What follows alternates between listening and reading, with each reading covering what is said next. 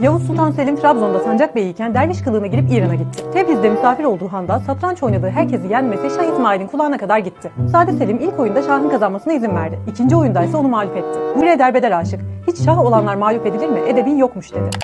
Görəsən çay da içiblər? Yo, giriş bu deyil də. Bax, bəzi şeylər var ki, cavab verərkən mənbələrə istinad vermək lazımdır. Mən indi bunu hansı mənbəni göstərim? Video başdan ayağa şizofreniyadır. Amma yaxşı, gəlin baxaq. Deyək ki, Sultan Səlim Şah İsmail'la şahmat oynamaq üçün Təbrizə gəlib. Trabzondan Təbrizə həmin dövrdə nə ilə istən get, atla, dəvəylə fərqi yoxdur. Aylar çəkəcək. Adama deyərlər bu adam vali deyildi. Necə aylarla Trabzonda olmayıb? Dövlət buna heç mi fikir verməyib? Yaxşı. Gəldi Təbrizə, cəmaatı şahmatda məğlub etdi. Necə şahın yanına kimi gedir bu adam? Həqiqi deyəsən bu adamlar şahın hüzuruna çıxmağı asan bir şey sayırlar. Osmanlı sultanlarının hüzuruna çıxmaq nə qədər çətindirsə, şahın hüzuruna çıxmaq da bir o qədər çətindir. Yaxşı. Deyək ki, çıxdı. Sən Allah şahı şahmatda məğlub eləməsinə kim inanar? İsmail kimi bir adam sizcə şahmatda Səlimə uçar? Ümumiyyətlə Səlimin şahmatda bir marka olduğunu deyən səhih bir rəvayət var. Nəysə. Siz Allah bu qədər boş insanlara inanmayın. Görüşərik.